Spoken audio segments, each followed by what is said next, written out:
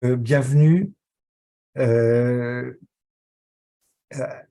à toutes et à tous et merci de nous rejoindre pour cette présentation donc, du livre de Agathe Desmarais, Backfire.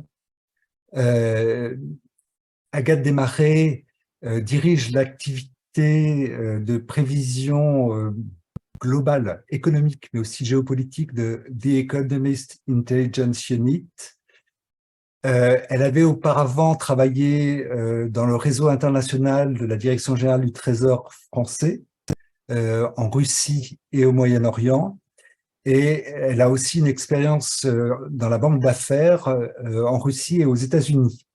Elle est diplômée à la fois de Sciences Po Paris et de l'Université de Columbia. Et elle parle le français, mais également l'anglais. Et à la lecture du livre, on voit à quel point son aisance dans cette langue est remarquable, le russe, l'arabe et l'espagnol. Euh, donc, les sanctions, et singulièrement les sanctions américaines, sont devenues un élément tout à fait fondamental du paysage des relations économiques internationales, un élément que peut-être les observateurs ont trop négligé, et il était urgent qu'un ouvrage en offre une vue d'ensemble pour mieux les connaître et mieux les comprendre.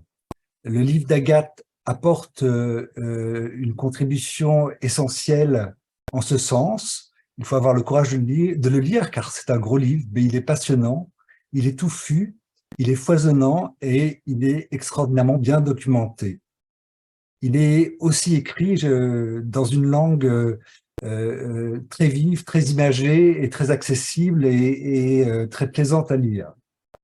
Euh, il va être difficile de faire justice à tout ce travail en une heure, mais on va essayer de vous donner envie de le lire. En tout cas, moi, je vous en recommande vivement la lecture. Les sanctions, officiellement, elles visent à combler le vide entre une diplomatie de la parole qui est souvent perçue comme, à juste raison, comme inefficace, et des opérations militaires. Et comme on en a le sentiment, mais comme le documente fort bien Agathe, les États-Unis en ont fait un outil absolument fondamental de leur politique internationale, fort de leur poids dans l'économie internationale, mais aussi de leur hégémonie euh, supérieure à ce poids, notamment dans le domaine monétaire.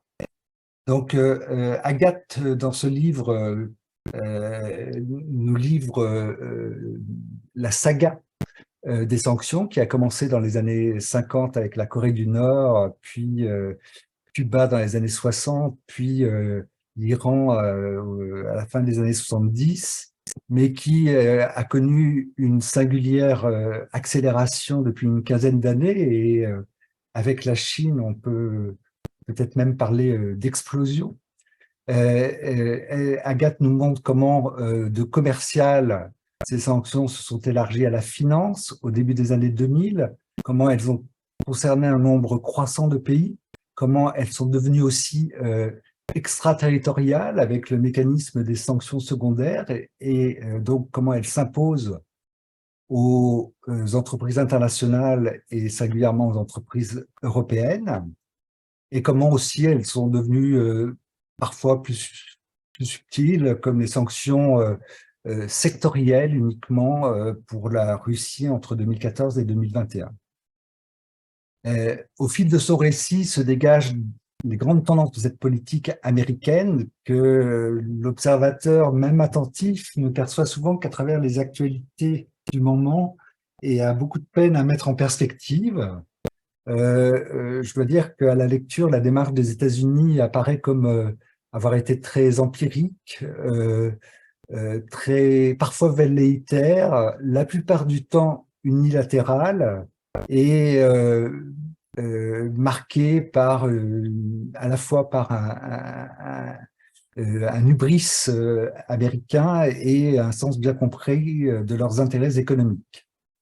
Euh, euh, Alors, le bilan qu'on en tire, c'est que l'efficacité des sanctions a été quand même très limitée. On peut mettre à leur crédit d'avoir quelques succès. Et peut-être le principal est l'accord de 2015 avec l'Iran sur le nucléaire, dont on sait ce qu'il est devenu par la suite. Mais c'est surtout une longue liste d'échecs ou de semi-succès ou d'effets limités. Et en particulier, on peut constater que après des décennies de sanctions, il n'y a pas eu de changement de régime, ni même d'arrêt du programme nucléaire en Corée du Nord, pas de changement de régime en Iran, pas de changement de régime à Cuba. Euh, Agathe analyse les mécanismes par lesquels l'effet des sanctions n'a pas été toujours aussi important que celui qui a été souhaité par leurs initiateurs. Euh, c'est que au fil du temps, les cibles de ces sanctions ont appris à les contourner. Le Financial Times d'hier soir offre encore en détail des informations sur la manière dont la Corée du Nord arrive à contourner les sanctions euh, de, de l'ONU sur les livraisons de pétrole. Et aussi à en faire payer le prix à d'autres que les élites au pouvoir et singulièrement aux populations locales. Les sanctions ont par ailleurs, à la lecture du livre d'Agathe, des effets pervers importants on en trouve une longue liste d'exemples. Par exemple, les sanctions contre le pétrole lourd vénézuélien qui bénéficie au pétrole russe de qualité similaire et qui favorise la mainmise russe sur le secteur pétrolier du Venezuela. Et ce sont aussi, sur le plan politique, un bouc émissaire idéal pour les gouvernements sanctionnés. Euh, enfin, Agathe nous éclaire sur le coût de ces sanctions, qui est élevé, bien que très difficile à évaluer, quasiment impossible à anticiper, et multiformes. Pour les sanctions américaines, ce sont des coûts directs pour l'économie américaine, mais aussi indirects en termes de perte d'opportunités et de perte d'influence. Pour les entreprises européennes, ce sont des coûts à travers le mécanisme des sanctions secondaires, et Agathe nous présente en détail la manière dont Total a dû sortir 2 fois et a failli de rentrer une 3e fois en Iran pour y exploiter un immense gisement gazier. Ce sont aussi, je dirais peut-être avant tout, des coûts qui peuvent être insupportables dans certains cas pour les populations des pays ciblés. Euh, alors, la politique des sanctions est une politique avant tout américaine, et on se dit, mais l'Europe, quel rôle joue-t-elle? Euh, elle a souvent été mise devant le fait accompli, même si on ne sait pas tout des négociations diplomatiques. Elle a parfois résisté et elle a parfois été coopérative, et on a le sentiment qu'elle l'est de plus en plus, qu'il s'agisse de l'Iran ou de la Russie. Et finalement, Agathe termine son livre sur une problématique qui est beaucoup plus large que les sanctions ciblées auxquelles les États-Unis nous avaient habitués, qui est celle de la fragmentation de l'économie mondiale et des relations entre les États-Unis et la Chine, qui sont clés dans ce processus. Donc, ce qui était des mesures ciblées auparavant deviennent un mécanisme d'exclusion réciproque de zones d'influence économique. un processus similaire à celui qui existait pendant la guerre froide, mais avec des enjeux économiques sans commune mesure, égard à la taille de l'économie chinoise et à la profondeur des interconnexions entre cette économie et les économies occidentales. Euh, on a donc, à la lecture de ce livre, un sentiment euh, d'un processus à la fois irréversible, pas forcément toujours très bien maîtrisé, euh, euh, euh, peut-être néanmoins nécessaire. C'est sur toutes ces questions et sur l'ensemble de sa démarche que Agathe va nous éclairer pendant une bonne demi-heure, à la suite de laquelle on pourra avoir des échanges qui, compte tenu de du nombre de participants, ne pourront se passer qu'à travers le chat de Zoom. Donc, n'hésitez pas à poser vos questions, soit pendant l'intervention d'Agathe, soit à l'issue de cette intervention. Agathe, je vous laisse la parole. Merci beaucoup. Bonjour à tous. Merci beaucoup pour votre intérêt pour cette conférence et pour le livre que j'ai écrit, donc Backfire, sur les sanctions américaines. Je vais essayer de structurer mon propos qui devrait durer un peu moins de 30 minutes, j'espère, pour qu'on ait le temps pour des questions, puisque généralement les échanges, c'est toujours la partie la plus intéressante dans une conférence. Je vais essayer de structurer mon propos autour de 3 grandes parties. La première, ce sera pourquoi un livre, et en particulier sur les sanctions américaines, parce que c'est une question qu'on m'a beaucoup posée, parce qu'effectivement, l'Union européenne impose des sanctions aussi, l'ONU également, mais pourquoi est-ce que j'ai fait le choix de me focaliser sur les sanctions américaines, et pourquoi est-ce que j'ai écrit un livre également sur le sujet? La deuxième partie de mon propos sera consacrée aux messages principaux du livre, les 3 idées forces du livre, et enfin, je vais discuter à la fin des sanctions contre la Russie, puisque c'est un sujet d'actualité qui, je l'espère, en intéressera beaucoup d'entre vous, et en essayant d'avoir une discussion sur l'efficacité des sanctions contre la Russie, mais également les enseignements qu'on peut tirer de un peu plus d'un an, de sanctions contre la Russie et les questions qui restent. Alors, pourquoi un livre et pourquoi sur les sanctions américaines? En fait, je vais revenir un petit peu sur mon parcours. Comme Christophe l'a dit, je suis une ancienne de la Direction générale du Trésor et j'étais à Moscou, à l'ambassade de France, en tant qu'attachée financier en 2014, lorsque la Russie a annexé la Crimée et a commencé à soutenir des rebelles séparatistes dans le Donbass. Et donc, un petit peu du jour au lendemain, j'ai fait partie d'une task force sur les sanctions, directement à Moscou, en lien évidemment avec Paris, avec Bruxelles et avec Washington, et avec les autres partenaires de l'Union européenne et de la France, sur les questions de sanctions contre la Russie. Et en fait, il y avait tout à faire à l'époque, puisqu'il fallait inventer un régime de sanctions contre la Russie, essayer de réfléchir aux effets que ce régime de sanctions aurait, aux contre-mesures potentielles de la Russie. Donc c'était vraiment, on partait de zéro. Et ensuite, après cette expérience à Moscou, toujours pour la Direction générale du Trésor, j'ai travaillé à Beyrouth, où j'étais adjointe pour le Moyen-Orient, 15 pays du Moyen-Orient, et en plus des sujets macroéconomiques et financiers, je couvrais également les sanctions, par exemple contre l'Iran, contre la Syrie, je couvrais également l'Irak, le Liban, donc des pays qui ont été ou qui sont toujours sous sanctions, en particulier américaines. Et cela m'a donné en fait l'idée, que ce soit à Moscou ou à Beyrouth, que les sanctions ont des effets secondaires bien au-delà de leur cible. Parce que par exemple, quand on faisait des sanctions quand j'étais à Moscou, les entreprises européennes pouvaient venir avec des narratifs généralement bien huilés, expliquer que les sanctions avaient des effets sur leurs activités. Et donc bien au-delà de la Russie. De la même façon, lorsque je vivais à Beyrouth, ce qui était très intéressant, c'était qu'après la conclusion de l'accord nucléaire en 2015, nous, notre job, c'était d'inciter les entreprises européennes à retourner sur le marché iranien pour convaincre Téhéran que Téhéran avait fait le bon choix en acceptant de conclure un accord nucléaire, mais les entreprises européennes étaient particulièrement frileuses. Donc c'était intéressant de voir que les sanctions américaines avaient un impact sur la stratégie des entreprises européennes. De la même façon, je me souviens de discussions avec des amis syriens qui m'expliquaient qu'ils ne pouvaient pas acheter un vélo pour l'anniversaire de leur enfant. Alors ça, c'était un petit peu plus mystérieux. Ils pensaient que c'était dû aux sanctions. J'étais pas tout à fait convaincue, mais à nouveau, cette idée que les sanctions peuvent ou pas, en l'espèce, c'était pas le cas, avoir des effets secondaires. Et là, c'était sur la population des pays visés. Donc j'avais déjà cette idée d'un livre potentiellement. Évidemment, quand on est à la DG Trésor, on n'écrit pas de livre.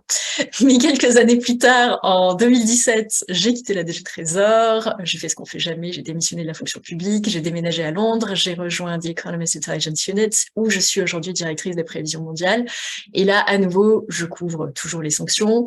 Et j'ai eu cette idée d'avoir, en fait, un regard sur les effets secondaires des sanctions internationales, sur les entreprises, sur les populations, sur les relations diplomatiques, sur les marchés de matières premières. Donc c'est un petit peu pour ça que j'ai décidé d'écrire ce livre. Alors, ce que je veux dire très clairement, c'est que le livre n'est pas du tout contre les sanctions. Je crois que des fois, il a été mal compris par des personnes qui n'auraient souvent pas lu le livre. C'est pas du tout un livre contre les sanctions. L'idée, c'est que les sanctions, au contraire, sont un outil très important pour les diplomaties occidentales et les démocraties occidentales.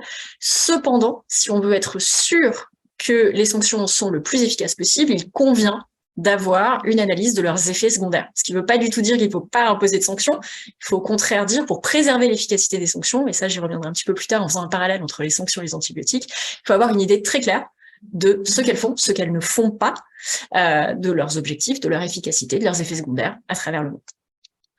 Donc, pourquoi est-ce que les sanctions sont aussi importantes? C'est également un point que je voulais mentionner, c'est ce qu'a dit Christophe, elles comblent le vide entre les déclarations diplomatiques, parfaitement inefficaces, ça ne va pas impressionner beaucoup Vladimir Poutine ou Xi Jinping, d'un côté, et les interventions militaires, mortelles, coûteuses, très impopulaires, d'autre part. Donc les sanctions comblent ce vide. Et c'est pour ça que c'est important, parce qu'elles sont les seuls outils qu'on a, puisqu'il y a également une question de coût de l'inaction. Par exemple, dans le contexte de l'invasion de l'Ukraine, l'inaction n'est pas une option. Il est important de connaître ses effets secondaires. Et en fait, troisième question à laquelle je voulais répondre dans cette petite introduction, pourquoi me focaliser sur les sanctions américaines et encore pire, écrire le livre en anglais, qui est une question qu'on m'a souvent posée en France. Alors l'anglais, c'est ma langue de travail et je me focalise sur les sanctions américaines parce que les États-Unis sont la puissance qui impose des sanctions à travers le monde, très clairement. Aujourd'hui, les États-Unis, c'est plus de 10 000 désignations, c'est-à-dire de mise sous sanction d'entreprises, d'individus ou de secteurs économiques entiers dans certains pays, par exemple le secteur financier ou militaire en Russie.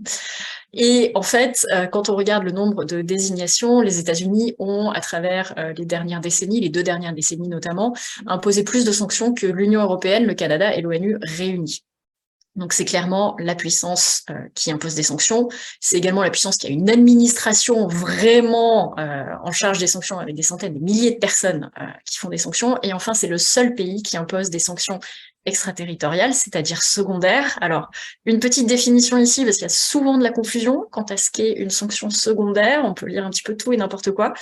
Quand les États-Unis imposent des sanctions secondaires, par exemple contre l'Iran, et c'est le cas contre l'Iran aujourd'hui, les États-Unis ne disent pas aux entreprises non américaines et américaines qu'elles n'ont pas le droit de travailler en Iran. Les États-Unis disent, vous devez faire un choix entre le marché iranien et le marché américain. Et donc évidemment, c'est pas vraiment un choix, aucune entreprise ne peut se passer du marché américain, première puissance économique mondiale, le dollar, les banques américaines, mais les États-Unis disent, il faut faire un choix entre notre marché et celui des pays qui font l'objet de sanctions secondaires. Et également, un point que je voulais mentionner ici, la Russie n'est pour l'instant pas sous sanctions secondaires, seul le secteur militaire russe est sous sanctions secondaires. Et donc justement, c'est un levier potentiel pour les États-Unis pour imposer plus de sanctions contre la Russie à l'avenir, mais ça j'y reviendrai dans la 3e partie de mon propos. Voilà pour l'introduction. Et pourquoi ce livre sur les sanctions, qui en fait est issu de mon expérience de terrain, aussi à parler à des entreprises, à parler à la population des pays visés, à représenter les intérêts de la France lorsque je travaille pour la DG Trésor. Donc c'est vraiment un livre où j'ai essayé de faire part aussi de mon expérience et de faire ça de façon la plus vivante, claire et accessible possible. C'est vraiment un livre pour le grand public. On m'a posé la question hier, j'ai fait une intervention à Johns Hopkins University aux États-Unis hier par Zoom, et on m'a demandé pour qui était le livre. Et pour moi, c'était une évidence, c'était pour tout le monde, c'est pas du tout pour un public de spécialistes.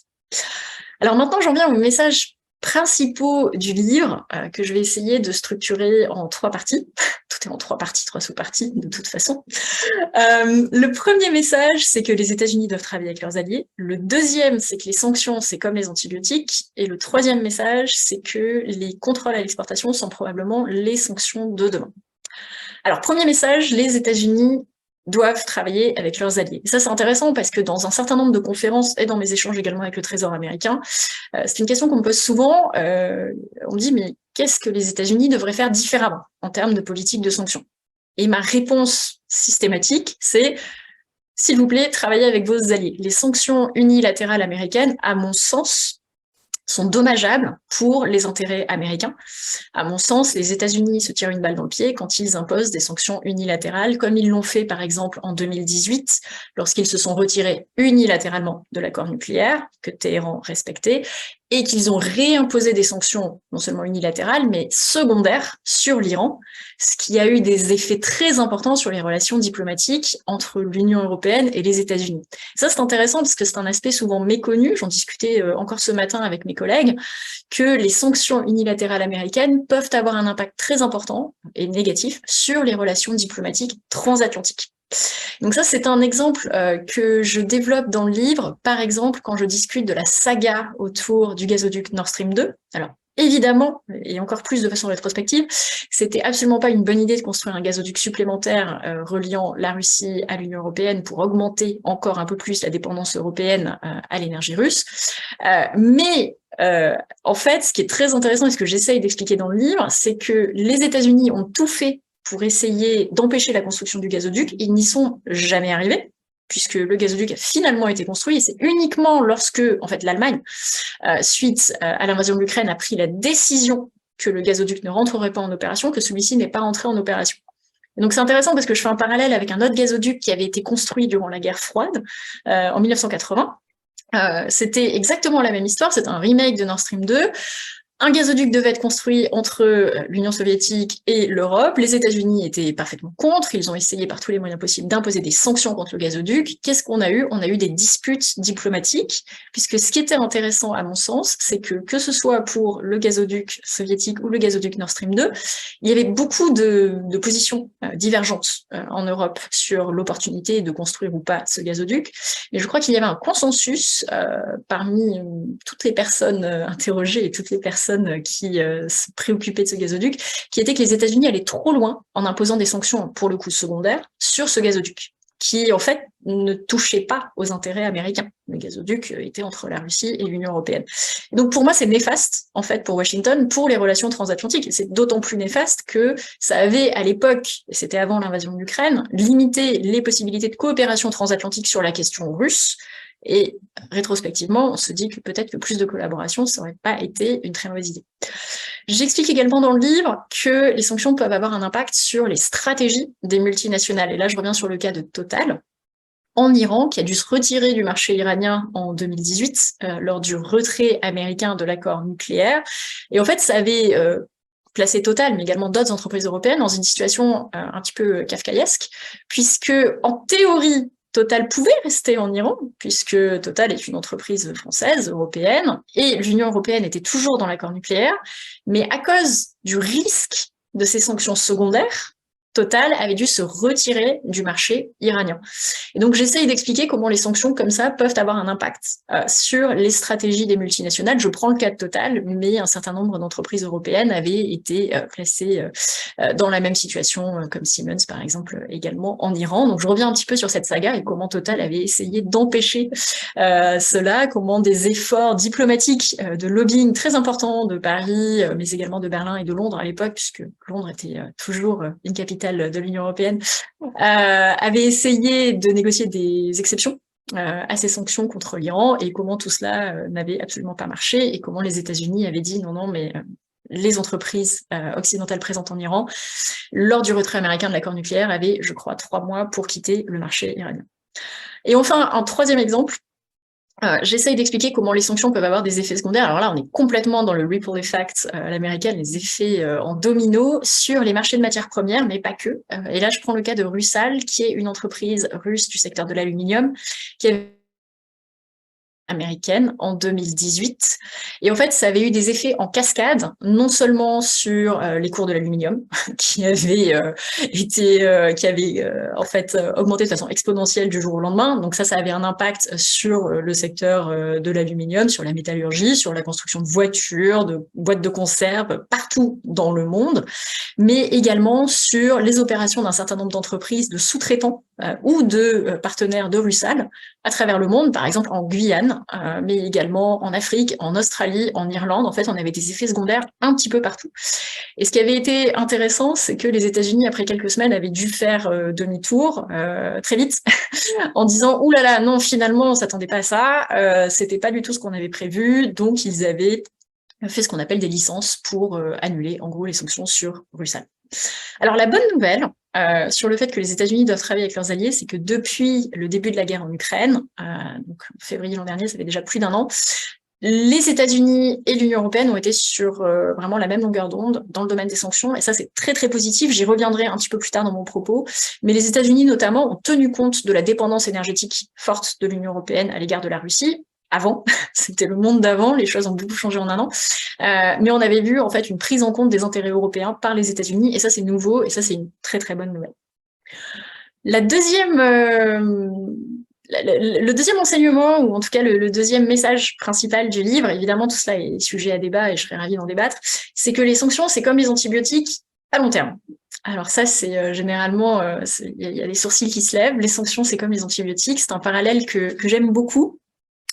Je crois que les antibiotiques, c'est un outil crucial en médecine, personne ne dit qu'il faut s'en passer. Les sanctions, c'est pareil. Dans les diplomaties occidentales, personne ne dit qu'il faut s'en passer, sauf certains huluberlus, qui ont généralement des propos assez extrêmes. Mais je ne crois pas que ce soit la vision et le consensus.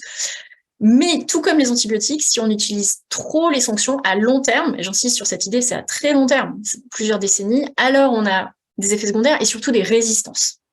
Et c'est quelque chose qu'on voit apparaître non seulement dans les pays sous sanctions, donc là je pense à la Russie, mais également dans les pays qui craignent qu'ils pourraient tomber un jour sous sanctions, ou alors dans les pays émergents, notamment les pays BRICS, qui se disent que pourquoi est-ce que les États-Unis n'imposeraient pas un jour des sanctions sur eux. Alors, comment se manifestent ces résistances? En fait, un petit point technique, comment marchent les sanctions financières aujourd'hui? Il y a le mot financière dans leur nom, elles ciblent les flux financiers, c'est-à-dire qu'en pratique, ce ne sont pas les fonctionnaires américains ou européens qui vérifient que les sanctions sont mises en place, c'est aux banques de vérifier la conformité, la compliance de toutes les transactions qu'elles acceptent de faire avec le corpus de sanctions internationales. Et donc, ces évolutions qui visent à permettre à des pays d'échapper aux sanctions, même de se vacciner contre les sanctions, sans surprise, en fait, ce sont des évolutions, des développements financiers. Il y en a trois en particulier sur lesquels je reviens dans le livre. Le premier développement, c'est la dédollarisation. Alors, c'est lent, ça va prendre du temps, mais on voit que par exemple la Russie avait la moitié de ses réserves de change en monnaie non occidentale. Donc par exemple, on parle souvent du gel des réserves de change de la Banque centrale de Russie. En fait, c'est un gel des réserves, de la moitié des réserves de change de la Banque centrale de Russie, puisque les pays occidentaux ne peuvent pas geler des devises non occidentales. Et la Russie avait eu cet effort d'essayer de diversifier ses réserves de change, d'avoir en fait des roupies, du yuan chinois, de l'or, plutôt que du dollar et de l'euro. Donc dédollarisation. Également dédollarisation dans les échanges commerciaux. Depuis 2021, la Russie et la Chine libellent la majorité de leurs échanges commerciaux soit en rouble, soit en yuan. Et ça, c'est absolument pas le hasard. C'est également une volonté d'essayer de s'immuniser contre les sanctions. En fait, on n'est pas dans du contournement de sanctions, on est vraiment dans de la vaccination contre les sanctions. La deuxième alternative, c'est tout ce qui concerne les alternatives à SWIFT. Alors là, généralement, les personnes qui ont suivi le sujet me disent « Ah oui, non mais... oui, il y a une alternative chinoise, mais c'est beaucoup plus petit que Swift, donc circuler, il n'y a rien à voir. » Alors effectivement, ça s'appelle CIPS, c'est chinois, c'est 100 fois plus petit que Swift en termes de volume d'échange, vraiment beaucoup plus petit. Mais ce qui est intéressant, c'est que si la Chine venait à être coupée intégralement du système SWIFT, comme c'est arrivé à l'Iran en 2012, eh bien, à ce moment-là, la Chine aurait un plan B pour faire des transactions financières, bancaires, internationales.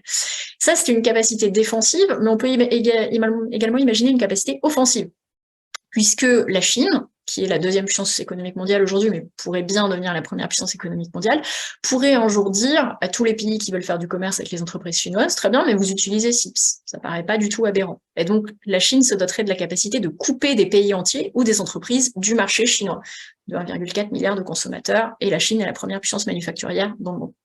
Donc, une capacité offensive et défensive. Et enfin, également côté chinois, et c'est la troisième, en fait, c'est le troisième développement qui permet à un certain pays de s'immuniser contre les sanctions, c'est tout ce qui concerne les monnaies digitales de banque centrale, c'est-à-dire que ce ne sont pas des crypto-monnaies, ce sont des monnaies digitales virtuelles qui sont stockées sur le téléphone portable de 300 millions, et je pense qu'on est plutôt proche de 400 millions maintenant, de citoyens chinois, et sur ces monnaies digitales, en fait, les sanctions n'ont aucune prise. Et en fait, ce qui est intéressant, c'est qu'aucun de ces instruments, la dédollarisation, les alternatives à SWIFT et les monnaies digitales, pris individuellement, n'auraient d'impact sur l'efficacité des sanctions. Mais c'est tout cela mis bout à bout qui graduellement, lentement, pourrait en fait avoir un effet négatif sur l'efficacité des sanctions et donc priver les pays occidentaux de cet outil qui est crucial pour les diplomaties occidentales. Et également, on peut imaginer que cela donnerait aux groupes terroristes ou aux groupes impliqués dans la prolifération nucléaire des alternatives pour faire des transactions financières, parce qu'aujourd'hui, traquer en fait ces groupes, ça passe aussi par un volet financier, d'essayer de repérer des transactions bancaires douteuses. Mais si il y a une émergence de mécanismes financiers complètement West-proof, complètement US-proof, alors ça sera beaucoup plus difficile. Et je pense que c'est un développement très, très dangereux, en fait, pour les pays occidentaux. Enfin, le troisième message du livre, c'est que les contrôles à l'exportation sont les sanctions de demain. Alors, en fait, j'ai fini d'écrire le livre, le premier manuscrit, mi-2021, mai 2021, je crois. C'est un livre du confinement, hein, comme beaucoup. Après, évidemment, je l'ai mis à jour en 2022 avec les événements en Ukraine pour intégrer les dernières sanctions contre la Russie.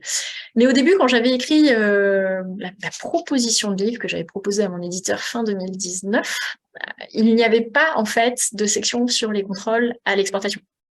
Mais en faisant toutes les recherches nécessaires pour écrire le livre et les interviews, parce que j'ai fait beaucoup d'interviews pour écrire le livre, je me suis rendu compte qu'il y avait un phénomène nouveau, montant, qui était la résurrection des contrôles à l'exportation, qui étaient des outils qui étaient très utilisés durant la guerre froide pour priver l'Union soviétique d'accès à des technologies à la fois militaires et civiles. Et en fait, je sentais un mouvement de la part des États-Unis pour vraiment ressusciter ces mesures qui étaient tombées un petit peu en désuétude dans le cadre de leur conflit, puisque c'est un conflit entre les États-Unis et la Chine. Et alors en fait, si on a deux hypothèses, si on fait l'hypothèse que les sanctions, c'est comme les antibiotiques et donc à très long terme, et je parle à nouveau dans plusieurs décennies, elles pourraient devenir inefficaces, ça c'est la première hypothèse. Et la deuxième hypothèse, si on se met d'accord quant au fait que les affrontements de demain auront lieu de plus en plus dans le domaine technologique, avec des économies de plus en plus digitalisées, alors on peut en arriver à la conclusion que les contrôles à l'exportation, notamment sur les semi-conducteurs, ces petits objets présents dans tous les appareils électroniques qu'on utilise, mais également dans les missiles, les sous-marins, les avions de combat, ces semi-conducteurs seront l'objet des affrontements de demain. Et en fait, c'est le pari que les États-Unis font avec tous ces contrôles à l'exportation sur les semi-conducteurs. Pour essayer d'expliquer un petit peu ce qui se passe, ce sont des entreprises américaines qui contrôlent la technologie pour construire des semi-conducteurs avancés, c'est-à-dire très, très, très petits. Et donc les États-Unis ont un atout, puisque les États-Unis peuvent dire ces semi-conducteurs sont après fabriqués notamment à Taïwan et en Corée du Sud, mais avec des technologies américaines. Et donc les États-Unis disent eh bien non, la technologie américaine, pour construire des semi-conducteurs, ne pourra plus être utilisée si ces semi-conducteurs ont vocation à être utilisés en Chine. Et donc ce que les États-Unis souhaitent faire, c'est maintenir leur avance technologique par rapport à la Chine. C'est-à-dire que les États-Unis vont continuer à développer des semi-conducteurs de plus en plus avancés, de plus en plus petits. La Chine va essayer de rattraper son retard, mais l'idée des États-Unis, c'est que ce gap reste constant. Et en fait, il y a deux enjeux majeurs, à mon sens, que j'essaye de présenter dans mon livre. Le premier enjeu, c'est je ne suis pas certaine que la Chine va rester les bras croisés et dire « Ok, vous nous avez coupé l'accès aux semi-conducteurs les plus avancés, on en est tout à fait désolé, on va s'en passer ». Je n'y crois pas du tout. Et quand on regarde les financements chinois en matière de R&D pour le développement de semi-conducteurs avancés, ils sont beaucoup plus élevés. Alors, c'est difficile d'avoir une fourchette exacte, mais je dirais à peu près 7 à 10 fois plus élevés que les financements américains, même en tenant compte des entreprises privées. Donc, la Chine met le paquet pour essayer de combler son retard et a l'objectif en 2049, vraiment dans du très long terme, en 26 ans, d'avoir rattrapé son retard par rapport aux États-Unis. Donc ça, c'est la première chose. Je ne suis pas certaine que la Chine va rester les bras croisés. Et la deuxième chose, c'est la question de l'Europe. Et l'Europe dans tout ça. puisque les entreprises et les pays européens ne sont pas exactement enthousiastes à l'idée de devoir appliquer ces contrôles à l'exportation américaine, notamment parce que les relations commerciales entre l'Union européenne et la Chine sont beaucoup plus importantes. Et donc, que va-t-il se passer? Est-ce que l'Union européenne va suivre le mouvement américain? Est-ce que l'Union européenne va parvenir à avoir cette souveraineté économique, technologique qu'elle appelle de ses vœux? C'est une véritable question. Pour l'instant, à ma connaissance, on n'a pas de réponse, mais je pense que ce sera une véritable question pour les années à venir. Il me reste quelques minutes pour parler des sanctions contre la Russie. 9 minutes précisément, si vous me donnez pour qu'on soit sûr d'avoir un petit peu de temps pour discuter des questions à la fin. Alors, sanctions contre la Russie, c'est un sujet d'actualité, c'est un sujet qui défraie la chronique. Et je vais essayer de discuter de deux choses. Quelle est l'efficacité des sanctions contre la Russie selon moi? Et quels enseignements après un an de sanctions contre Moscou?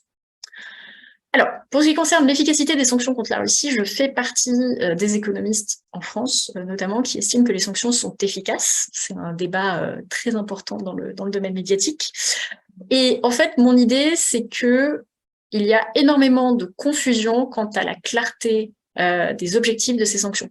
En fait, ces objectifs n'ont pas toujours été très bien définis, et pour moi, ça alimente la confusion quant à l'efficacité des sanctions.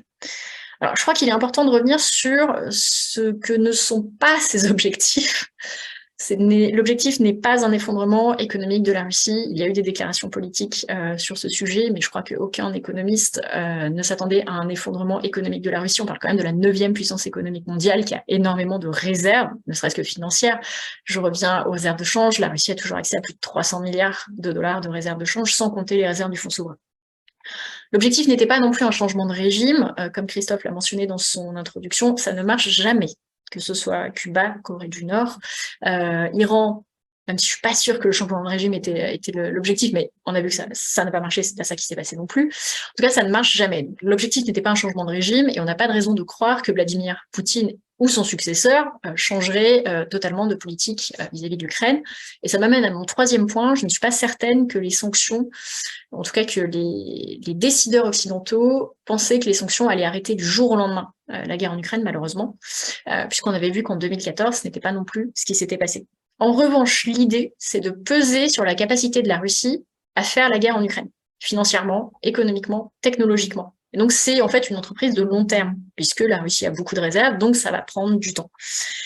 Mais si on regarde les sanctions à l'aune des objectifs que j'ai mentionnés, alors il semble que ça marche, puisque, en fait, peser sur la capacité de la Russie à faire la guerre en Ukraine, on voit que la Russie était en récession l'an dernier, on voit que la Russie sera probablement, en tout cas c'est le consensus des économistes, en récession également cette année. Et en fait, si on regarde en termes de niveau de PIB, et ça va être important parce que cette année, effectivement, il y aura probablement un rebond des chiffres si on les regarde par rapport à 2022. Mais si on regarde en niveau, la Russie ne retrouvera pas son PIB d'avant-guerre avant 2027. Et même après, ce sera en fait une lente stagnation, également parce que la Russie a un certain nombre de problèmes tels que une démographie déclinante, faible croissance de la productivité, baisse de la demande pour les hydrocarbures russes dans le contexte du changement climatique et donc de l'adaptation au changement climatique. Et donc on a vraiment en fait une idée de lente stagnation de l'économie russe à long terme. L'autre objectif des sanctions contre la Russie, c'est évidemment d'envoyer un message diplomatique fort tant à la Russie qu'à l'Ukraine, et ça, je crois que le message est passé haut et clair. Et enfin, le troisième objectif, c'est en fait une lente asphyxie du secteur énergétique russe, et ça, c'est un aspect souvent méconnu des sanctions qui existent depuis 2014, puisque depuis 2014, les sanctions américaines restreignent la capacité de la Russie à avoir accès aux technologies occidentales qui sont nécessaires pour développer des champs d'hydrocarbures dans l'Arctique. Et en fait, un certain nombre de champs d'hydrocarbures russes arrivent aujourd'hui ce qu'on appelle poliment à maturité, c'est-à-dire que leurs réserves s'épuisent. La Russie a besoin de construire des nouveaux champs. Pour cela, il faudra des technologies. En fait, c'est des technologies américaines. Personne d'autre ne les a. Mais les sanctions, en fait, et là, c'est des contrôles à l'exportation, vont empêcher la Russie d'avoir accès à ces technologies. Et ça, à très long terme, en fait, ça va diminuer la capacité de la Russie à rester un leader dans le domaine énergétique mondial. Et selon l'Agence internationale de l'énergie, la proportion de gaz et de pétrole échangés mondialement aujourd'hui qui est russe est de 30%, mais cette proportion va tomber à 15% d'ici 2030. Donc la Russie va perdre son statut de grande puissance énergétique. Il faut rester réaliste, ce sera des effets de long terme, graduels, cumulatifs, La Russie est une puissance économique importante qui a des réserves. Cependant, si on regarde un petit peu la situation, on ne voit pas de porte de sortie évidente pour Moscou, pour en discuter dans les questions. Personnellement, je ne vois pas de solution pour Moscou par rapport à tous ces problèmes. Et enfin, rapidement, je voulais revenir sur quelques enseignements. Après 1 an de sanctions contre Moscou, en fait, j'ai publié un article en Foreign Policy qui revient sur, à mon sens, les principaux enseignements après 1 an de sanctions. Alors, il y a 3 enseignements que j'ai déjà mentionnés. Les sanctions ne sont pas un outil magique, ça je crois que c'est clair. Il faut être réaliste quant à ce qu'elles peuvent faire et ne peuvent pas faire. Il faut des objectifs clairs pour les sanctions. En fait, j'en reviens à mon idée, oui, à mon sens, les sanctions sont efficaces, mais le débat sur l'inefficacité supposée des sanctions est lié, à mon sens, au manque de définition claire de leurs objectifs. Et l'autre enseignement que j'ai déjà mentionné, c'est que les sanctions peuvent avoir des effets secondaires. Mais là, en fait, ce qui est intéressant, c'est que dans le cas de la Russie, les pays occidentaux ont fait très attention à limiter ces effets secondaires, notamment parce que la Russie n'est pas placée sous sanctions secondaires, justement américaines. J'en profite pour mentionner que le narratif visant à dire que les sanctions ont augmenté les prix de l'énergie, c'est faux. Et ce ne sont pas les sanctions qui sont responsables de la situation économique en Europe aujourd'hui, c'est bien la décision russe d'envahir l'Ukraine. Sinon, on inverse la cause et la conséquence. Mais je reviendrai là-dessus dans les questions. 3 autres enseignements. L'unité occidentale a été forte dans le domaine des sanctions depuis 1 an, un peu plus d'1 an. Et ça, pour moi, ça a été une bonne surprise. Je n'étais pas certaine que ce serait le cas. C'est une très bonne surprise. On a vu une forte unité transatlantique, je l'ai mentionné tout à l'heure, mais également au sein de l'Union européenne. Certes, il y a la question de la Hongrie, mais l'Union européenne a pris, au cours de l'année écoulée, des décisions qui étaient inenvisageables et impensables auparavant. Un embargo sur les importations de pétrole russe. Ça, c'était absolument impensable. De mon point de vue, c'est dû au mauvais calcul de Vladimir Poutine de couper le robinet du gaz, qui a en fait accéléré la prise de conscience de la part des décideurs européens que la Russie n'était pas un fournisseur énergétique fiable, et qui a donc entraîné cette décision qui, à nouveau, je le répète, était impensable, même il y a 1 an, même au début du conflit. Le deuxième enseignement qui me paraît intéressant, c'est que le pivot russe supposé vers la Chine, à mon sens, a moins lieu que ce que la Russie voudrait bien dire. En fait, si je reviens sur la priorité pour Moscou en 2022, c'était de trouver des fournisseurs alternatifs suite au retrait des entreprises occidentales. Et donc, la Russie s'est tournée vers la Chine, notamment pour les produits de haute technologie qui étaient tombés sous sanctions. Mais en fait, on voit que les entreprises chinoises ne se sont pas précipitées sur le marché russe. Les exportations chinoises n'ont augmenté que de 12,8% vers la Russie l'an dernier. Ça paraît beaucoup, mais en fait, c'est similaire à l'augmentation des exportations chinoises vers d'autres pays l'an dernier, vers la majorité en fait des partenaires commerciaux de la Chine. Donc ça, c'est à mon avis un aspect à garder en mémoire, et c'est dû à la peur des entreprises chinoises d'éventuelles sanctions secondaires contre la Russie. C'est-à-dire pourquoi est-ce qu'elles iraient développer des relations commerciales avec des entreprises russes si du jour au lendemain, les États-Unis imposent des sanctions contre la Russie, des sanctions secondaires, et que ces relations commerciales doivent être limitées. Et enfin, mon troisième enseignement, c'est que la Russie a fait des statistiques un outil de désinformation. D'ailleurs, je vois qu'on a beaucoup de questions là-dessus. Là aussi, j'ai publié une analyse là-dessus. En fait, on voit qu'il y a un recyclage de techniques russes. Donc, par exemple, ne communiquer que sur les chiffres les plus positifs, en oubliant que ce ne sont pas tous les chiffres, donc en masquant les chiffres les moins flatteurs, retarder la publication des statistiques les moins flatteuses également, et après réviser les données très régulièrement, ce qui rend très difficile le fait de faire des analyses fiables sur la situation économique russe. 3 questions restent en suspens et je terminerai là-dessus. Ça fera une demi-heure. La première question qui reste en suspens, c'est la capacité occidentale à renforcer la mise en œuvre des sanctions en 2023. Donc ça passe par une harmonisation des législations européennes en matière de sanctions, puisque les sanctions sont adoptées à l'échelon européen, mais mises en œuvre à l'échelon des États membres. Également, j'imagine que les États-Unis vont faire pression sur les pays qui sont devenus des plaques tournantes pour le contournement de sanctions, tels que la Russie, la Serbie, le Kazakhstan, les Émirats arabes unis. Donc ça, il y aura certainement des choses qui vont se passer dans ce domaine. La deuxième question, ça va être la capacité occidentale à lutter contre les campagnes de désinformation russes qui lient les sanctions à l'insécurité alimentaire, l'insécurité énergétique, notamment dans les pays en voie de développement. Et ça, pour moi, ça va être un véritable enjeu pour le monde de demain. Et enfin, je termine sur la question de la résistance aux sanctions, les fameux antibiotiques. quelles sont les options, les réponses potentielles à cet enjeu de demain si les sanctions deviennent inefficaces. Personnellement, j'ai pas la réponse, mais je serais ravie d'écouter les réponses si vous en avez et si vous avez des idées là-dessus. Merci beaucoup. Merci beaucoup, Agathe. Effectivement, vos propos, notamment sur la Chine et la Russie, suscitent beaucoup d'intérêt. Peut-être pour lancer la conversation, avant de rentrer plus dans le détail de la situation actuelle, euh, j'aurais deux questions à vous poser. La première, c'est dans la politique américaine de sanctions depuis 30 ans, est-ce qu'il n'y a pas aussi un peu ce qu'on appelle habituellement la dimension messianique de la politique extérieure américaine, c'est-à-dire qu'une partie des sanctions n'ont pas été forcément prises pour des objectifs de politique extérieure, mais pour punir ce qui était aux yeux des Américains un comportement condamnable. Et la seconde, c'est sur la, la manière dont la concertation entre les alliés des États-Unis et leurs alliés se déroule.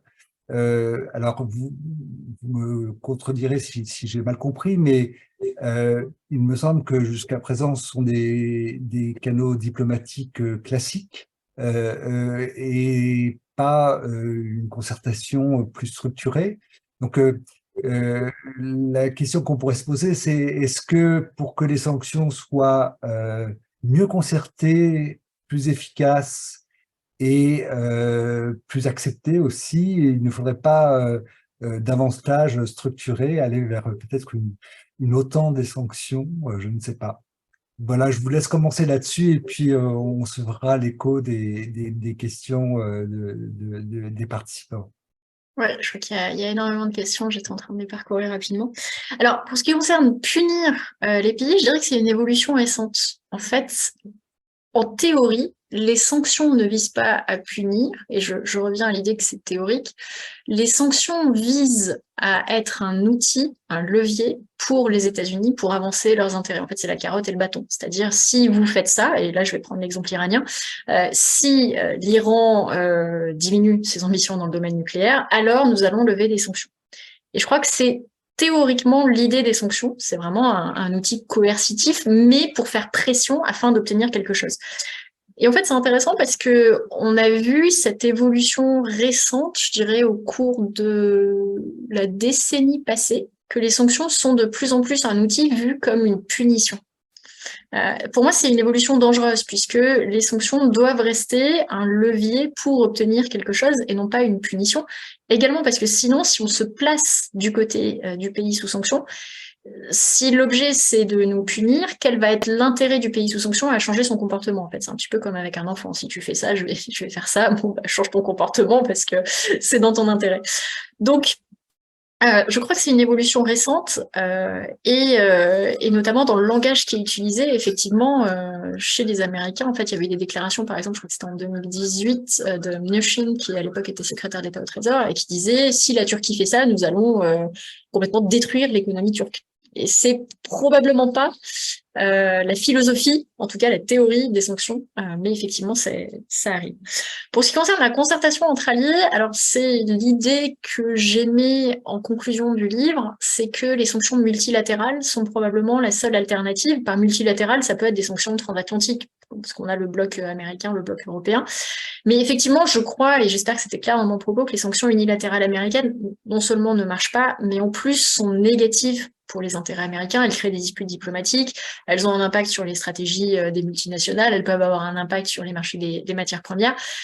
Je ne peux pas imaginer que ce soit l'avenir, je suis quelqu'un de positif, et depuis le début de l'invasion de l'Ukraine, on a vu un mouvement américain justement vers plus de prise en compte des intérêts des alliés. Après, en vrai, pour des sanctions totalement multilatérales, c'est des sanctions ONU, et ça, en revanche, je suis un petit peu plus sceptique quant à la possibilité d'avoir de telles sanctions, puisque on a la Russie et la Chine qui sont membres permanents du Conseil de sécurité de l'ONU, et qui donc vont a priori poser leur veto sur tout type de sanctions qui nuiraient à leurs intérêts. Effectivement, l'ONU n'apparaît pas un canal utile dans cette perspective. Je pourrais dire un mot? Oui, j'aurais une question à poser. Je suis Jacques Delarosière, je participe à vos réunions. Oui, merci, je vous en prie. Oui, j'ai été un peu étonné de l'observation qui a été faite par Agathe sur le point suivant. Elle a dit une des bonnes nouvelles en matière de sanctions à l'égard de la Russie, c'est que les États-Unis ont tenu compte des intérêts de l'Europe. Alors, ça m'étonne un peu parce que je ne suis pas sûr que l'embargo, la difficulté d'importer maintenant du pétrole ou du gaz de Russie soit nécessairement quelque chose qui soit dans l'intérêt de l'Europe. J'avais plutôt pensé que l'Europe était dépendante de ces importations, notamment de gaz russe, et que tout ce qui pouvait les compliquer, voire les interdire, allait dans le sens de la hausse du prix de cette matière première. Et si on doit dire aujourd'hui que la gestion des sanctions à l'égard de la Russie a tenu compte de l'intérêt européen qui est de maintenir une capacité d'importation importante de la part de la Russie, qui est son fournisseur naturel, je suis un peu perdu. Et j'aurais voulu que Agathe réponde à cette question. Bien sûr, les États-Unis n'ont pas imposé d'embargo sur les importations européennes de pétrole. Donc les États-Unis ont tenu compte en fait des intérêts européens. Ce qui est intéressant, c'est que en 2014, il y avait eu des tensions là-dessus, puisque les États-Unis voulaient aller très vite, très fort sur des mesures qui auraient en fait été en pratique un embargo international sur les exportations de pétrole russe, par le biais de sanctions secondaires qui auraient touché le secteur énergétique russe, auquel cas toutes les entreprises du monde auraient dû respecter les sanctions américaines, et donc ça aurait été de facto un embargo sur le pétrole et le gaz russe pour l'Union européenne suite à une décision américaine. Ça n'a pas eu lieu, et les États-Unis n'imposent toujours pas de sanctions secondaires sur le secteur énergétique russe. Ce qui se passe, c'est que les États-Unis ont imposé un embargo sur leurs propres importations de pétrole russe qui était à zéro. Et les États-Unis ont, par le biais du G7 et de l'Union européenne, imposé un mécanisme qui plafonne le prix du pétrole exporté par la Russie si ce pétrole est exporté par le biais d'entreprises occidentales. Et ça, c'est intéressant, parce que ce n'est pas du tout une mesure unilatérale américaine qui dirait à tous les pays du monde « vous n'avez pas le droit d'importer du pétrole russe ». Pour ce qui concerne l'Union européenne, alors je ne suis pas certaine que la Russie soit un fournisseur naturel de pétrole pour l'Union européenne, je crois qu'il y a un certain nombre de fournisseurs. Ce qui est certain, c'est que l'Union européenne était très dépendante de la Russie pour ses importations de pétrole, et l'Union européenne elle-même a décidé d'imposer cet embargo sur les importations de pétrole, donc pas sous pression américaine et pas à cause d'une mesure américaine. Et cet embargo a pris effet en décembre 2022. En fait, ce qui est intéressant, c'est qu'on lit souvent l'idée que les sanctions sont responsables de la hausse des cours de l'énergie, mais l'Union européenne a imposé son embargo après quasiment un an de guerre, et l'Union européenne n'a toujours pas imposé de sanctions sur les importations de gaz russe. C'est bien la Russie qui a coupé le robinet du gaz. Troisième point, à long terme, on peut tout à fait émettre l'idée que l'Union européenne sortira gagnante, en fait, puisqu'elle diversifie ses approvisionnements en énergie, elle met le paquet sur les énergies renouvelables, elle a de nouveaux approvisionnements pour ce qui concerne le gaz, par exemple avec la Norvège, et donc c'est une diversification plutôt que de dépendre d'un seul fournisseur qui s'est illustré de toute façon comme en étant très peu fiable. Et ça, je suis certaine que la Chine le gardera en mémoire et que c'est la raison pour laquelle la Chine ne souhaite pas construire un nouveau gazoduc avec la Russie. Justement, on peut passer à la Chine et à la question de la stratégie américaine dans le secteur de la microélectronique. Il y a plusieurs questions qui portent sur l'entreprise néerlandaise ASML qui est impliquée dans ce schéma de contrôle des exportations vers la Chine. Est-ce que vous avez des commentaires à faire à ce sujet? Oui, en fait, ce qui est intéressant, c'est que c'est un remake de quelque chose qui s'est passé il y a quelques années et que je raconte dans mon livre. Donc justement, ASML, c'est une entreprise néerlandaise qui fait des machines C'est des machines de lithographie à ultraviolet. En fait, on n'a pas besoin de savoir ce que c'est vraiment. C'est des machines très perfectionnées pour construire des semi-conducteurs. Et les États-Unis ont imposé fait une pression sur le gouvernement hollandais et également sur ASML pour que ASML cesse d'exporter ces machines vers la Chine. Au départ, et c'est intéressant parce que ça s'est passé également il y a quelques années pour d'autres machines, ASML a dit non, la Chine pour nous c'est un marché très important et on ne peut pas envisager de s'en passer. Sauf qu'en fait les États-Unis ont dit à ASML oui mais vos machines embarquent des composants qui sont fabriqués avec des technologies américaines et donc vous pourriez bien tomber sous le coup de sanctions pour non-respect des contrôles à l'exportation. Et donc le gouvernement hollandais, qui avait été très vocal, comme on dit en anglais, quant à son opposition à ces contrôles à l'exportation, soudain a rétropédalé et dit qu'il n'y avait aucun problème et qu'ASML également allait respecter ces contrôles à l'exportation. Mais en fait, si on prend les choses avec un angle plus large, ce qu'on voit, c'est que les entreprises européennes et les gouvernements européens ne savent pas encore très bien comment se placer dans cet affrontement entre les États-Unis d'un côté et la Chine de l'autre. Et ça, c'est intéressant dans mes discussions avec des interlocuteurs américains, c'est que la position de l'Union européenne n'est pas franchement considérée comme étant la plus importante. L'affrontement, c'est la Chine, dans une moindre mesure actuellement la Russie, mais c'est vraiment la Chine qui est vue comme l'ennemi économique, technologique, financier, commercial de demain. Et pour l'instant, je ne suis pas certaine que l'Union européenne ait les moyens de peser dans la bataille. On s'approche de la fin de la session. Il y a un collègue qui est consultant au Quai d'Orsay qui pose la question de la conformité au droit international, et qui est lui-même d'ailleurs un spécialiste des sanctions. Est-ce que les sanctions et les contre-sanctions à la fois sont conformes à l'état actuel du droit international, mais est-ce qu'ils jouent contre un ordre international qui serait réglé par le droit, ou est-ce qu'ils vont au contraire dans l'autre sens?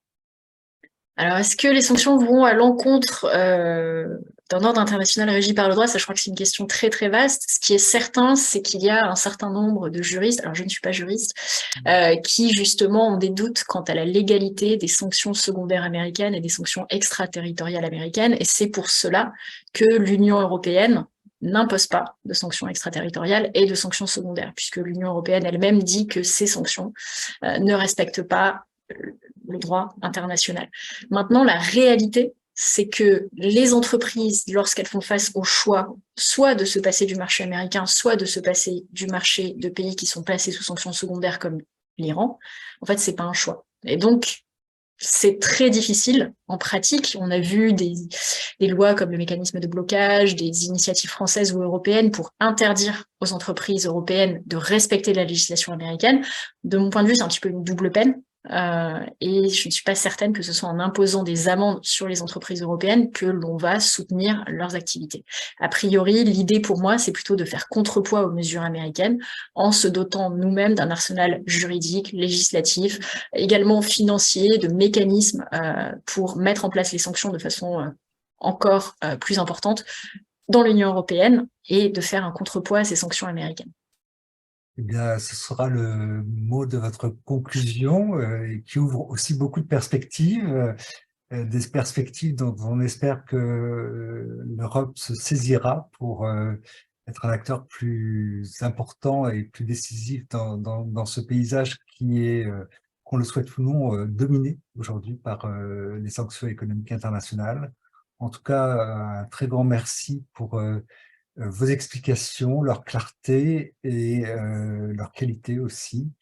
On attend le prochain livre, à défaut de pouvoir vous lire sur The Economist Intelligence Unit. Merci infiniment et merci aux participants. Merci beaucoup. Nous avons deux séances au mois d'avril qui sont programmées d'ores et déjà. La première sera sur un autre livre, un livre d'un collègue sur l'histoire des dettes publiques, un livre écrit par Michel Foucault. Et la seconde sera une présentation du World Economic Outlook de printemps par des économistes du FMI, en insistant sur le thème de la fragmentation, puisque ce World Economic Outlook contient un chapitre sur l'impact de la fragmentation géopolitique du monde sur les flux d'idées. Merci infiniment et donc au plaisir de vous retrouver pour votre prochain ouvrage. Merci, au revoir.